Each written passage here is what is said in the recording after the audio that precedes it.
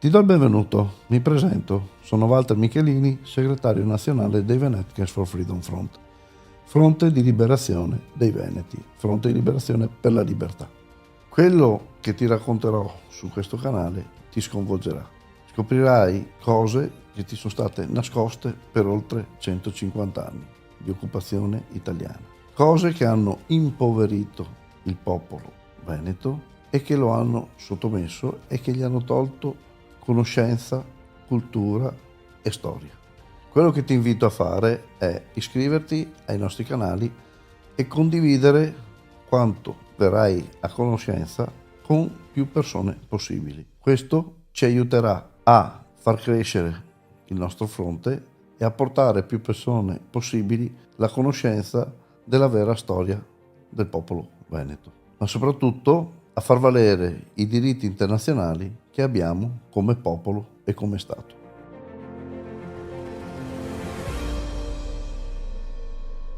Allora, dato che abbiamo capito che sulle parole e sul loro significato si possono creare dei margini di errore, allora definiamo anche altre due parole, che sono nazionalità e cittadinanza. Sembrano cose simili, ma non lo sono, giusto Walter? Esattamente, ma non è un errore indotto, è un errore fatto apposta, è un errore consapevole. Per evitare di fare errori vi leggo che cos'è la nazionalità. Quindi la definizione. Quindi la definizione è l'appartenenza di una persona a un gruppo etnico, cioè a un complesso di persone che hanno comunanza di origine, lingua, storia, cultura, tradizione e religione. Questa è la nazionalità. Noi vediamo che nei territori italici ci sono storie differenti, ci sono culture differenti, ci sono lingue differenti. Che il Veneto non è il sardo. I duo siciliani, i siciliani non sono come i veneti, non sono come i sardi. Ci sono etnie diverse all'interno della penisola italica. La cittadinanza è un rapporto giuridico tra cittadino e Stato. Non c'è niente a che fare con la nazionalità. È solamente un rapporto giuridico. Ed è molto interessante sapere questo, perché nella carta d'identità di tutti gli italiani c'è scritto nazionalità o c'è scritto cittadinanza, per esempio. Mi hai fatto venire il dubbio. La carta d'identità ce l'ho io e nella carta d'identità alla voce italiana c'è scritto cittadinanza e non nazionalità. E sia nella versione, che questa è la versione Cartacea. old school. Old school. C'era anche la versione anche nella versione Bancomat, new school, nella versione Bancomat. nella versione new school Ok. troviamo lo stesso scritto cittadinanza. Tutti gli italiani sono di cittadinanza italiana e non di nazionalità italiana. E identifica un rapporto giuridico. Giuridico tra cittadino e Stato. Una cosa ulteriore la si potrebbe riscontrare, ed è un consiglio che do a tutti, che dovrebbero fare, di andare in comune e fare l'estratto storico analitico del certificato di nascita. Non il certificato di nascita che ti danno normalmente all'anagrafe. Si chiama estratto storico analitico. È la fotocopia del librone dove i propri genitori hanno registrato i propri figli, cioè noi. Tanto troverete una notevole diffidenza nel consegnarvi questi documenti. Andiamo a scoprire delle cose che non sono tanto buone. Ok. Alla fine ci fanno una fotocopia di questo librone. Su questo librone troveremo scritto che c'è un dichiarante, che sarebbe nostro padre, e c'è una puerpera, che è nostra madre. Ma da nessuna parte c'è scritto padre e madre. In quel momento nostro padre, perché di solito è il padre che va a riconoscere il figlio visto che la madre ha appena partorito ed è in ospedale, il nostro padre va a registrare la nascita, ma in quel momento con quell'atto consegna il proprio figlio allo Stato italiano, perché non si dichiara genitore, si dichiara dichiarante. E noi, come figli, diventiamo di proprietà dello Stato. Questa è la motivazione per cui gli assistenti sociali possono venirsi a prendere i figli quando vogliono. Quindi è come se nel momento in cui viene registrato un bambino all'anagrafe avesse inizio il rapporto giuridico. Esattamente sì. Da quel momento in poi C'è un rapporto giuridico tra cittadino e Stato, per cui tra il nascituro e lo Stato. Ma c'è un'alternativa a questo meccanismo? L'alternativa è l'autodeterminazione, la procedura di autodeterminazione che ha bisogno di una certa registrazione, perché dobbiamo autodichiararci di nazionalità veneta sotto un soggetto giuridico internazionale che, come abbiamo visto prima, sono i Venetians for Freedom Front, e in quel modo riusciamo a tirarci fuori da quello che è lo Stato italico, comunicando anche al comune che siamo in autodeterminazione, perché sebbene non lo si sa, i comuni sono obbligati ad avere l'anagrafe degli autodeterminati. Ritorniamo un attimo indietro. Sì. Abbiamo parlato di nazionalità e cittadinanza. Esattamente. Ok, ma in tutto questo, quindi, il popolo, come lo possiamo definire? C'è differenza fra nazionalità e popolo? Il popolo è quel gruppo di persone che ha lingua, cultura, tradizione, storia, che li accomuna. Molte volte la nazione non c'è, ma il popolo esiste comunque. Andiamo un po' più in là, attraversiamo l'oceano, andiamo a vedere i nativi d'America. Sono stati riconosciuti come popoli da Trump. Prima nessuno li aveva mai riconosciuti, eppure quelli sono i nativi d'America. Bene. I Sioux, Comanche, Cherokee, eccetera, sono il vero popolo americano. Quindi, per fare il parallelo con i veneti, sì, è più corretto dire persone di nazionalità veneta o il popolo veneto? Cos'è più corretto dire? Tutte e due. Popolo veneto perché è di nazionalità veneta. Ok, però in qualche modo il popolo dà un'idea di non confine, perché in realtà chi appartiene al popolo veneto può abitare in questo momento ovunque nel mondo. Esattamente. E appartenere ad un popolo. Appartiene a un popolo. Corretto. I Rom sono un popolo itinerante, in autodeterminazione, è comunque un popolo.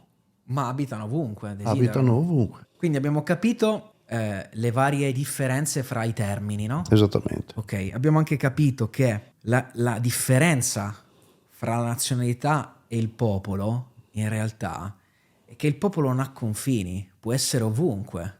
È vero. Un veneto, che si sente tale, che è veneto, è in tutto il mondo. Può essere ovunque. Okay, abbiamo visto anche che ci sono dei popoli senza una fissa dimora. Come i Rom. Ma abbiamo anche un popolo che è un soggetto giuridico internazionale, che sono né più né meno che i Cavalieri di Malta. Sono un popolo senza Stato, ma sono comunque riconosciuti a livello internazionale come soggetto giuridico internazionale addirittura. Ma cos'è che ha in più il popolo veneto? Il Veneto ha tutto, perché ha il popolo, ha il territorio e ha la sovranità. Il popolo lo abbiamo, il territorio ce l'ha dato la 212 e ancora prima lo avevamo col referendum truffa, e la sovranità, io direi di andare a leggere che cos'è la sovranità per non dare dubbi ed incertezze. La leggiamo e così casomai dopo la spieghiamo. Va bene, quindi adesso leggiamo le definizioni di sovranità. Esattamente sì. La sovranità è la qualità giuridica appartenente esclusivamente ad uno Stato e si concretizza nella supremazia dello Stato rispetto a qualsiasi altro soggetto o ente locale esistente al suo interno. La sovranità può essere imposta anche con la forza in vista del rispetto delle proprie leggi, che è la sovranità interna. Esiste anche la sovranità esterna nei confronti degli altri Stati. La sovranità esterna ha un unico limite rispetto all'appartenenza dello Stato stesso ad organizzazioni internazionali, ovvero le norme di diritto internazionale. La sovranità si attiva concretamente attraverso l'esercizio del potere di democrazia di un popolo, con le elezioni, i referendum, le proposte di legge, eccetera, eccetera, eccetera. Quindi in sostanza, essendoci queste tre caratteristiche, possiamo dire che il popolo veneto è anche già uno Stato. È già uno Stato, ma lo dice anche la Convenzione di Montevideo del 1933, che racchiude all'interno queste tre caratteristiche che sanciscono di fatto che puoi essere uno Stato, anche se non sei riconosciuto dagli altri Stati, okay. Perché il riconoscimento di un altro Stato è solamente un riconoscimento politico. Lo dimostra il Kosovo, che è uno Stato a tutti gli effetti, ma che non è riconosciuto da tutti gli Stati del mondo. Quindi quando ci sono quelle tre caratteristiche che abbiamo menzionato, ripetiamole: sovranità, popolo e territorio, tu sei uno Stato. Esattamente. Quali prove abbiamo per dimostrare che il popolo veneto è anche Stato, considerato Stato? Di prove ne abbiamo abbastanza, ma una che è anche abbastanza importante è una risposta che abbiamo ricevuto dal Ministero dell'Economia e Finanze di Roma a una lettera di interpellanza fatta dal Comitato Liberazione Nazionale Veneto nel 2017, di cui io facevo parte, con la quale è stato detto: attenzione, noi siamo un popolo in autodeterminazione e quindi possiamo trattenere le nostre risorse.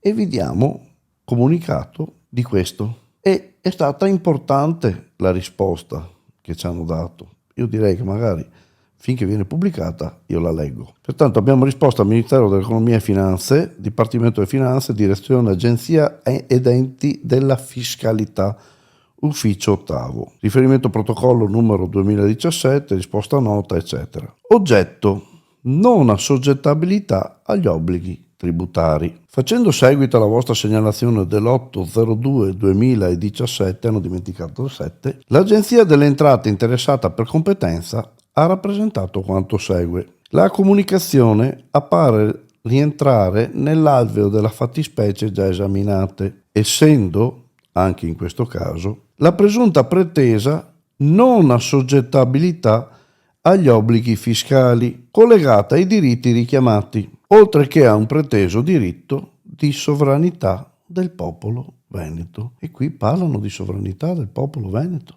lo scrivono già loro. Questo è un documento ufficiale perché, come vediamo, sui lati ci sono in rosso i riferimenti della PEC di ricezione, quindi questo è un documento ufficiale dove lo stesso Ministero dell'Economia e delle Finanze, il direttore, ci dice: sì, potete trattenere le vostre risorse, presunta pretesa non assoggettabilità agli obblighi fiscali, ma collegata ai diritti richiamati, la sovranità del popolo veneto. Cosa significa trattenere le proprie risorse?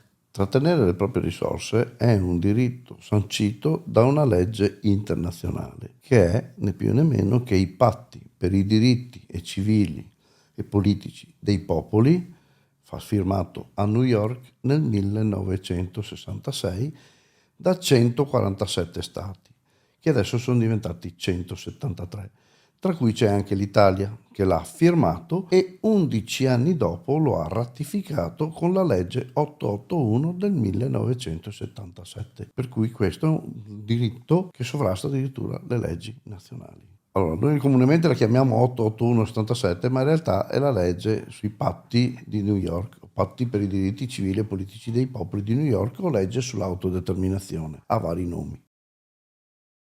Ti do il benvenuto, mi presento, sono Walter Michelini, segretario nazionale dei Veneticans for Freedom Front, Fronte di Liberazione dei Veneti, Fronte di Liberazione per la Libertà. Quello che ti racconterò su questo canale ti sconvolgerà.